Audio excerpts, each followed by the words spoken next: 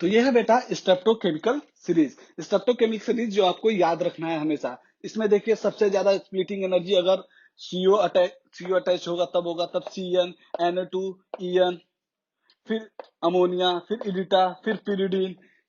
सबसे कम splitting energy आपका किसका होता है बेटा? यहाँ पे क्या लिखा है? आयोडीन का। क्या होता है? Minimum crystal field splitting energy. और मैक्सिमम होता है स्प्लिटिंग एनर्जी, मैक्सिमम किसके लिए होता है?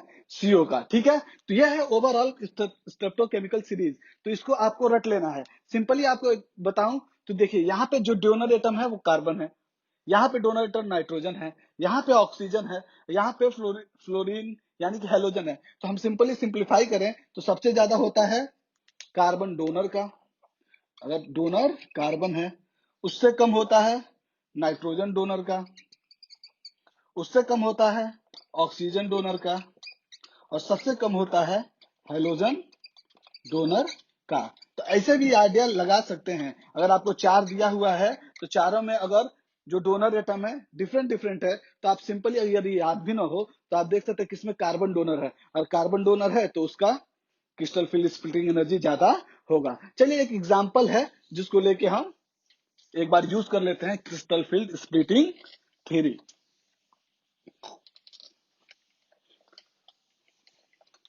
ठीक है, तो एक एग्जांपल है, find crystal field splitting energy of low spin में बेटा हाई स्पिन ले जाते हैं, high spin D7 configuration. D7 configuration high spin मतलब बेटा वहां पे जो लिगांड लगाया है वो वीक लिगांड लगा है, और वीक लिगांड लगा है तो पेयरिंग की बात हम नहीं करेंगे। चलिए, जो आपका D ऑर्बिटल है उसको दो में हमने ब्रेक कर लिया, एक T2G और एक EG, दो में ये ब्रेक हो गया। लो स्पिन पहले भरे, लो एनर्जी में पहले इलेक्ट्रॉन भरता है, फिर हाई वाले में जाता है, बाद में पेयरिंग स्टार्ट होती है। तो ये हो गया D7 कॉन्फ़िगरेशन हाई स्पिन। अब यहाँ पे लगाएंगे हम क्रिस्टल फील्ड स्प्लिटिंग एनर्जी। क्या था कल का फॉर्मूला?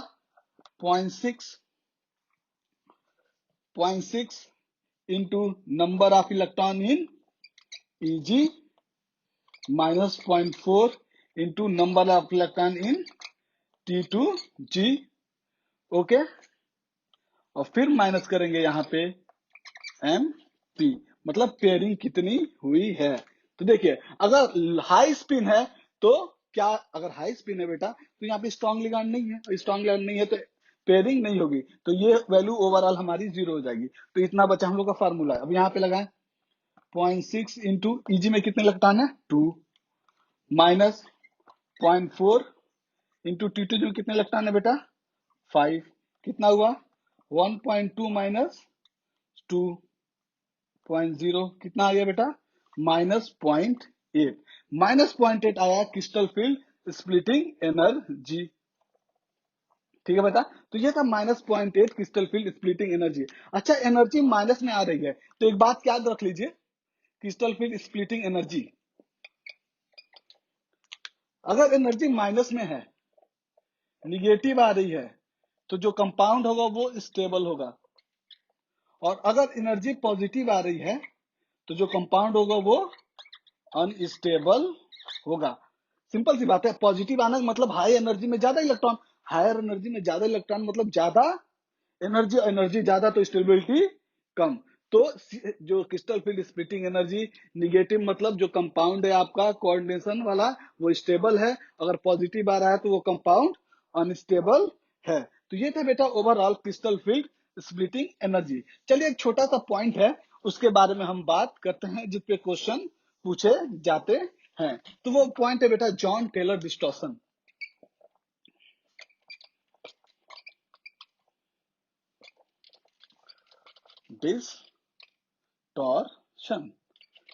डिस्टॉर्शन मतलब होता है शेप का बदल जाना, शेप का बिगड़ जाना। तो जॉन टेलर डिस्टॉर्शन क्या है बेटा? जॉन टेलर ने बताया अगर अगर जो इजी ऑर्बिटल है आपका, अगर वो अनसिमेट्रिकल फील्ड है, मतलब अनसिमेट्रिकल है, यानी कि एक में इलेक्ट्रॉन है एक में नहीं है, या तो एक में 2 इलेक्ट्रॉन है, एक में 1 इलेक्ट्रॉन है।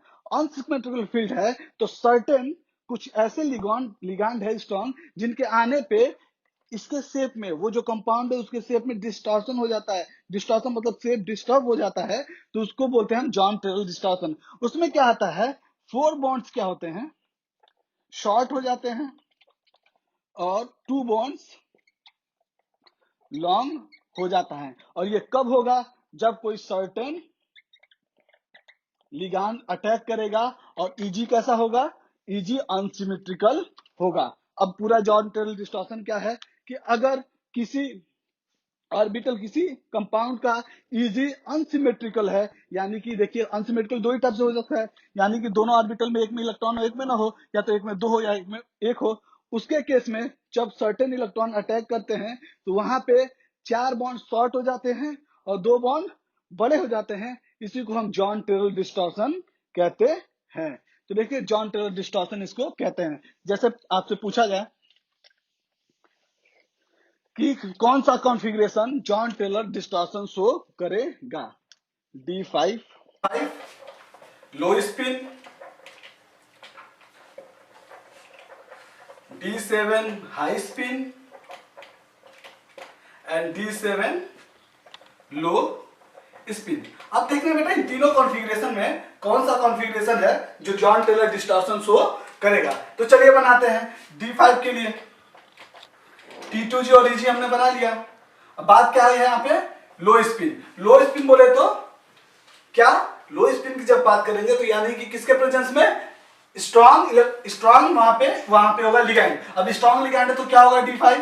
पहले तो ऐसे नॉर्मली D5 बनेगा, लेकिन स्ट्रॉन्ग लिगैंड के केस में क्या होगा, ये जो इनर पेयरिंग हो जाएगी। जब इनर पेयरिंग हो जाएगी तो आपके T2G में कोई, EG में कोई इलेक्ट्रॉन नहीं होगा, EG सिमेट्रिकल होगा, तो ये शो नहीं करेगा। कि जॉन टेलर डिस्टॉर्शन के लिए क्या होगा, जॉन टेलर डिस्टॉर्शन के लिए EG अनसिमेट्रिकल होना चाहिए। अब बात करते हैं D7 हाई स्पिन की। हाई स्पिन में देखिए फिर मैंने T2G और EG बना लिया।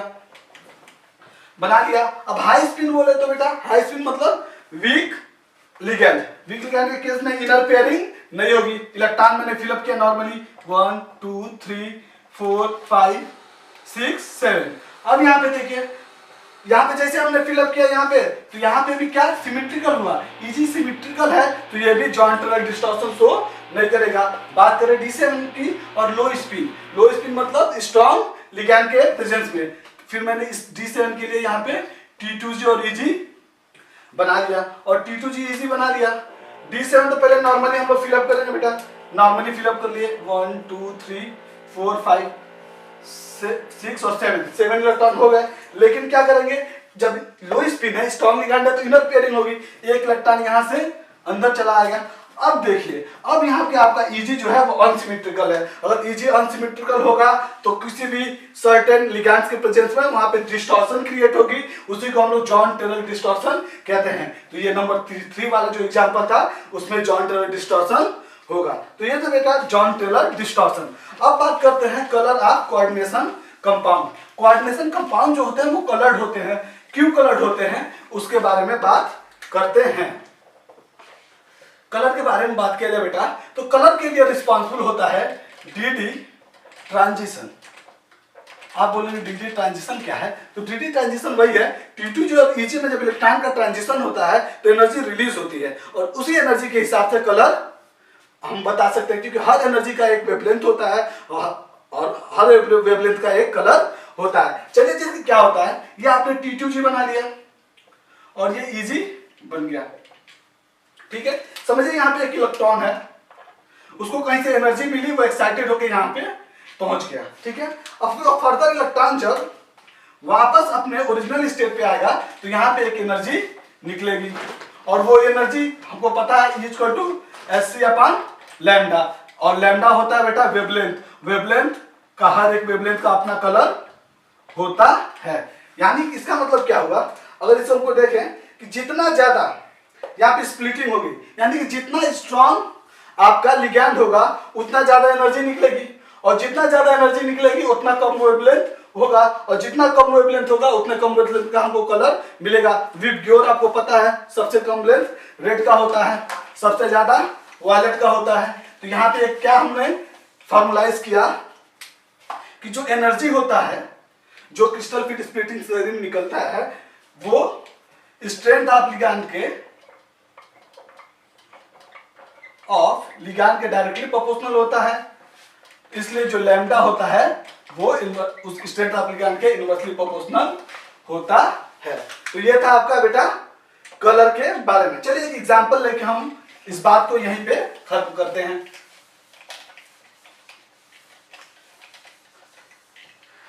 चलिए मैं एग्जांपल ड्रॉ कर रहा हूं, निकिल NO2 होल 6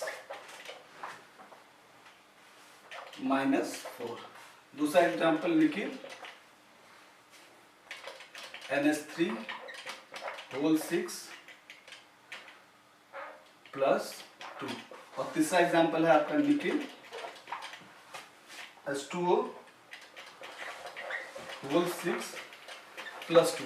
अब इसमें देखिए बेटा, अब इसका पूछा जाए कि किसमें स्प्लिटिंग एनर्जी ज्यादा होगा, किसका क्रिस्टल फिट एनर्जी ज्यादा होगा या किसका वेवलेंथ कम होगा।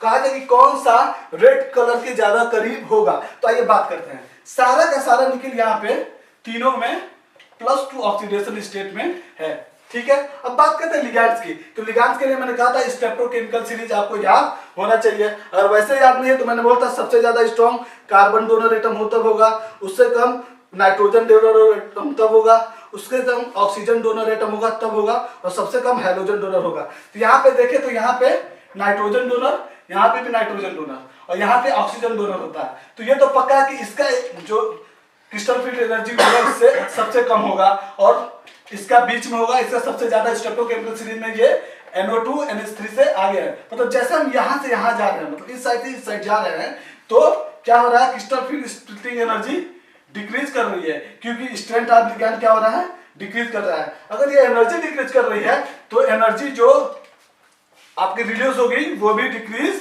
करेगी। अगर एनर्जी डिक्रीज करेगी तो वेवलेंथ क्या होगा बेटा, इंक्रीज करेगा। जो वेवलेंथ है इंक्रीज करेगा, और वेवलेंथ जितना ज्यादा होगा वो उस जिस भी कंपाउंड का वेवलेंथ जितना ज्यादा होगा वो रेड कलर के उतना ज्यादा होगा। विब्ग्योर पता है आपको, विब्ग्योर जैसे हम इधर उधर जाते हैं, लेफ्ट से राइट जाते हैं, लैम्डा इंक्रीज करता है, यानी रेड कलर का। आर मतलब रेड होता है, बी मतलब वायलेट, इंडिगो। तो रेड कलर का जो होता है वेवलेंथ सबसे ज्यादा होता है, यानी कि इस केस में आपका जो ये लास्ट वाला है इसका वेवलेंथ रेड कलर के ज्यादा करीब होगा, ठीक है। होप कि आपको ये पूरा कलर और ये पूरा कॉन्सेप्ट समझ में आया हो, ठीक है। अगर आपको चीजें समझ में आई है तो हमारे चैनल को सब्सक्राइब करिए, वीडियो को लाइक करिए और दोस्तों में शेयर करिए। अगर कोई क्वेश्चन है तो नीचे लिंक में हमारा व्हाट्सएप और टेलीग्राम ग्रुप का नंबर दिया गया है, आप उसको ज्वाइन करिए। थैंक यू, मिलते हैं अगले वीडियो में।